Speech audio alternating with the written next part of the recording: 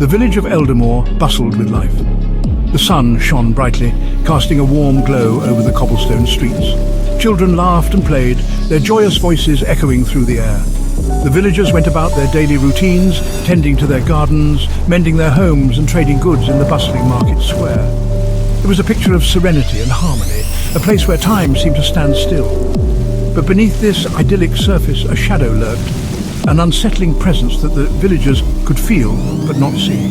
It was as if the very air carried a sense of foreboding, a whisper of something dark and ancient. The legend of the Skyfire Dragon was well known among the villagers. Passed down through generations, it spoke of a terrifying beast of fire and fury. The elders would gather the young ones and recount the tales, their voices filled with both awe and dread. The Skyfire Dragon was not just a creature of myth. It was a symbol of destruction, a harbinger of doom that had once brought devastation to the land. Its fiery breath could turn forests to ash, and its roar could shake the very mountains. According to the elders, the dragon now slept in the heart of Mount Cinder, a smouldering volcano that loomed in the distance. They believed it was only a matter of time before it awoke. The villagers whispered among themselves, sharing their fears and anxieties. They knew the dragon's slumber was not eternal. It was merely waiting, biding its time until the day of its return. Despite their fears, the villagers tried to carry on with their lives. They tended to their fields, cared for their families, and maintained their homes. They clung to the hope that the dragon would never awaken.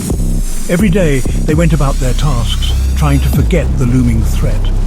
The market was filled with the sounds of haggling and laughter, a stark contrast to the silent dread that hung over them. Yet, no matter how hard they tried, the shadow of the Skyfire Dragon loomed over them. It was a constant reminder of their fragile peace, a dark cloud that never truly went away. The villagers' faces often betrayed their inner turmoil. Worry lines etched deeper with each passing day, and the tension in the air was palpable. The air carried a scent of pine and wood smoke, a comforting aroma that mingled with the ever-present sense of unease. The smell of fresh bread wafted from the bakery, a small comfort in their daily lives. It was a reminder of normalcy, of the simple pleasures that still existed. Life went on, but fear lingered. It was a silent companion, always present, always watching. The fear was most evident in the eyes of the elders.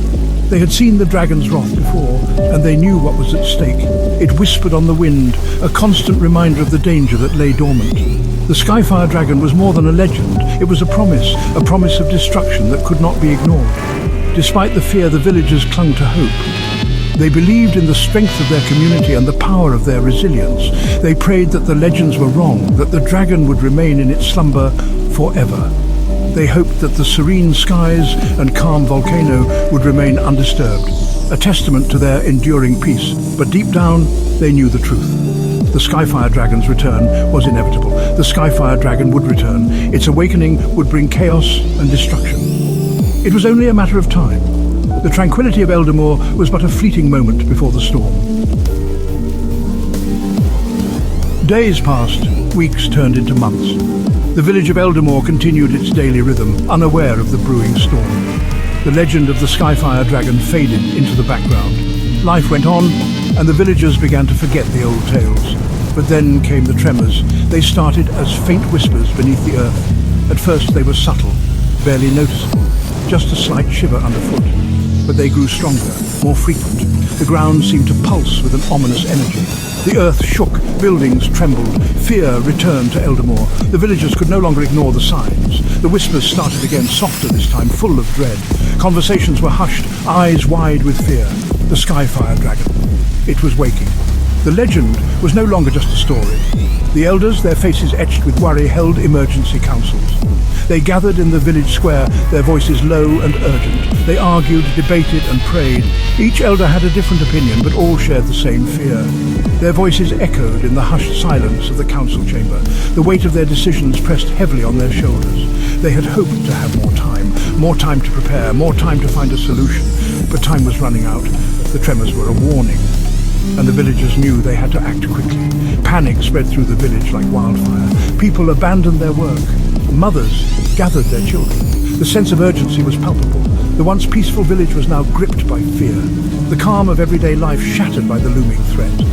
The tremors grew stronger, a constant reminder of the danger lurking within the heart of Mount Cinder. The mountains seemed to growl with each quake. The villagers knew what was coming. They could feel it in their bones, a deep primal fear. I can feel it. The ground beneath us, it's getting worse. The tremors are becoming more violent. What are we going to do? The question hung in the air, unanswered, as the villagers braced for the inevitable. The night the dragon came was a night like any other. The village lay in a serene slumber, unaware of the impending doom that was about to befall them. The moon hung high in the sky, casting a silvery glow over the rooftops and cobblestone streets. Stars twinkled like diamonds scattered across a velvet blanket, but the peace was shattered. A roar, deafening and primal, ripped through the night, sending shivers down the spines of every villager. The ground shook violently. Buildings crumbled as if made of sand, unable to withstand the tremors.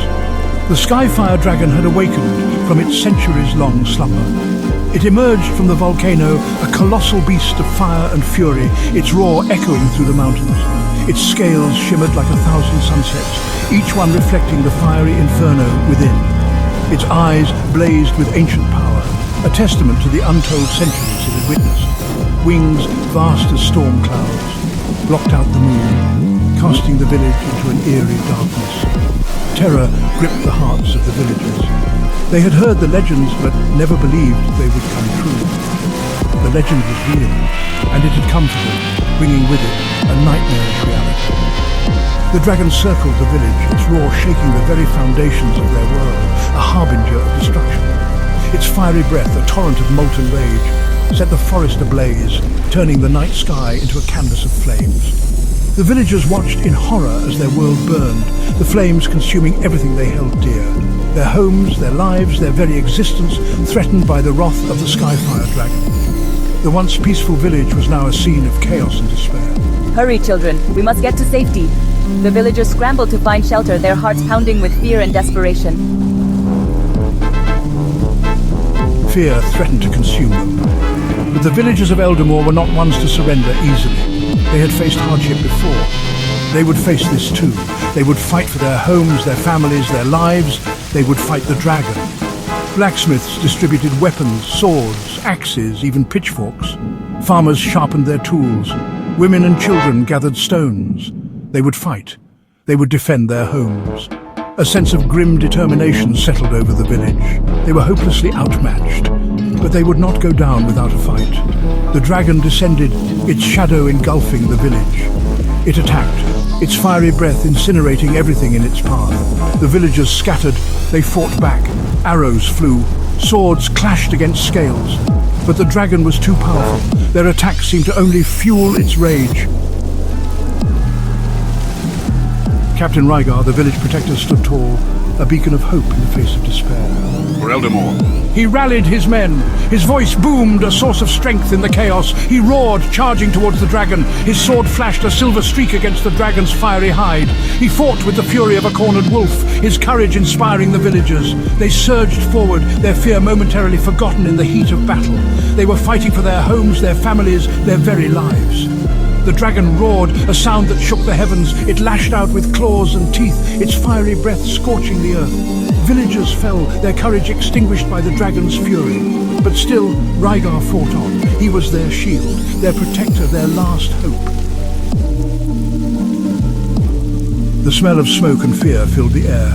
The dragon, seemingly invincible, continued its assault. Hope dwindled with each passing moment. Just when all seemed lost, Elder Mareth, the oldest and wisest of them all, emerged. The prophecy. She croaked, her voice barely a whisper. It speaks of a way to defeat the dragon. She unfurled the scroll, its faded ink barely visible in the flickering light of the fires. The villagers gathered around, their faces etched with a desperate hope. The prophecy was their only chance. When the Skyfire dragon awakens, its wrath shall darken the sky. Only a child of the prophecy, bearing the mark of the dragon, can quell its fury. A collective gasp ran through the crowd. The prophecy, shrouded in mystery for generations, held their fate. All eyes turned towards Isla, a young woman who had always felt different, an outsider. On her palm, a birthmark shimmered, a mark resembling a miniature dragon, its scales as red as the embers of the burning village. Isla, the shy, quiet girl, was the child of prophecy, her destiny intertwined with the dragon and the fate of Eldamore. I will defeat the dragon. She declared, her voice echoing through the ravaged square. The villagers stared at her, their faces a mixture of hope and disbelief. Could this young woman, this unlikely hero, really save them? The prophecy was clear, but the path was shrouded in mystery. It spoke of a hidden artifact, the Dragonstone, hidden deep within the dragon's lair in Mount Cinder. Only with the Dragonstone could Isla hope to quell the dragon's fury. The task seemed insurmountable. Armed with a sword and the weight of the prophecy on her shoulders, Isla set off towards the erupting volcano. The villagers watched her go, their hopes and fears traveling with her. She was their champion, their last beacon of hope in this darkest hour. The journey was fraught with danger. The ground shook with the dragon's fury. Burning debris rained from the sky, but Isla pressed on, driven by the desperate pleas of her people and the burning need to save her home. She wouldn't give up, not while Eldamore burned. As Isla ventured deeper into the heart of the volcano, the fate of Eldamore hung precariously in the balance. The dragon continued its rampage, the villagers bravely holding on to the sliver of hope Isla had ignited. Their fate rested on her young shoulders. Would she find the Dragonstone? Would she be able to master its power? Would she be able to defeat the dragon and save her people? Only time would tell. One thing was certain. The night of the Skyfire Dragon's return would forever be etched in the annals of Eldamore, a testament to the courage of a village, the ferocity of a legendary beast, and the unwavering spirit of a young woman chosen by destiny.